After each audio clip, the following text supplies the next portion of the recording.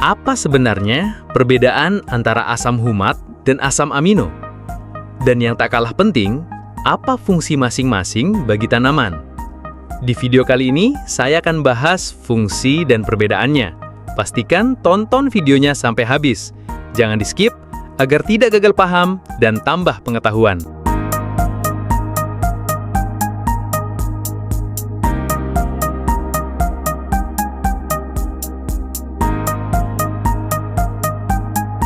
Apa itu asam humat dan asam amino? Sebelum kita membandingkan keduanya, mari kita pahami dulu satu persatu.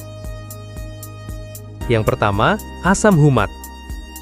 Asam humat adalah senyawa organik alami yang berasal dari pelapukan bahan organik seperti gambut, kompos, atau batuan leonardit. Warna asam humat biasanya gelap kehitaman dan sangat kaya akan karbon. Senyawa ini bukanlah pupuk, tapi lebih tepat disebut sebagai biostimulan tanah yang mampu memperbaiki struktur dan kualitas tanah. Lalu yang kedua, asam amino. Asam amino adalah senyawa dasar penyusun protein. Dalam dunia pertanian, asam amino digunakan untuk membantu pertumbuhan tanaman secara langsung, karena fungsinya lebih ke arah biostimulan tanaman. Berbeda dengan asam humat yang bekerja di tanah, asam amino bekerja langsung pada metabolisme tanaman. Apa perbedaan yang mendasar pada keduanya? Asam humat lebih fokus pada perbaikan lingkungan tumbuh, yaitu tanah. Ia bekerja seperti spons, menyerap dan menyimpan air, membantu ketersediaan unsur hara, dan meningkatkan aktivitas mikroorganisme di tanah. Asam humat tidak secara langsung diserap tanaman, tapi dia membuat tanah menjadi lebih subur dan ideal untuk pertumbuhan akar. Sementara, asam amino langsung digunakan oleh tanaman sebagai bagian dari proses metabolisme. Asam amino ini bisa mempercepat pembentukan klorofil, membantu proses fotosintesis, serta mempercepat pemulihan tanaman dari stres, seperti setelah pemangkasan, kekeringan, atau serangan hama. Jadi sederhananya, asam humat untuk memperbaiki tanah, dan asam amino untuk memperbaiki metabolisme tanaman. Sekarang, mari kita bahas masing-masing fungsinya. Yang pertama, fungsi asam humat. Asam humat berfungsi meningkatkan kapasitas tukar kation atau CEC, artinya tanah jadi lebih mudah menyerap unsur hara.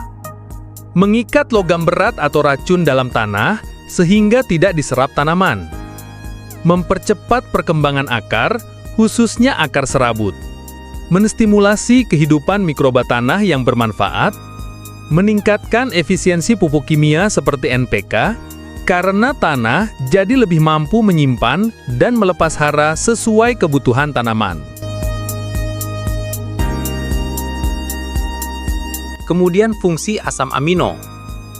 Asam amino berfungsi untuk mempercepat sintesis protein dalam tanaman, meningkatkan ketahanan tanaman terhadap stres biotik dan abiotik, meningkatkan efisiensi penyerapan unsur hara mikro seperti Zn, Fe, dan Mn, merangsang pembentukan bunga dan buah, serta mempercepat pemulihan setelah aplikasi pestisida atau herbisida.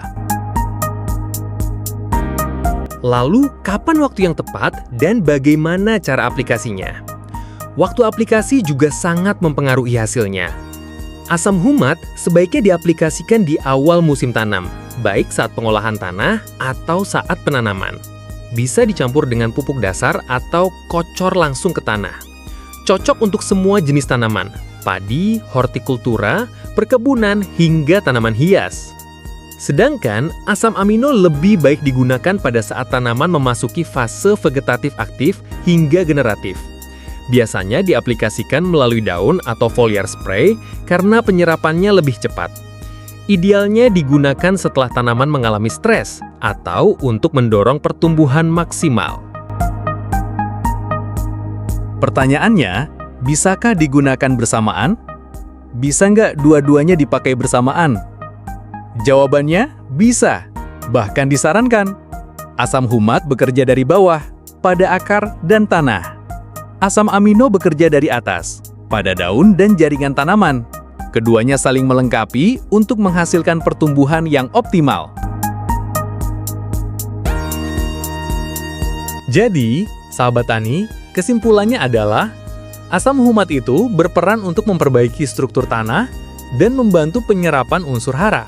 Sedangkan asam amino berperan untuk mendukung metabolisme tanaman, meningkatkan ketahanan dan produktivitas. Dengan memahami perbedaan dan fungsinya, kita bisa mengatur strategi pemupukan dan perawatan tanaman secara lebih efektif. Tanah sehat, tanaman pun kuat, dan hasil panen pun meningkat.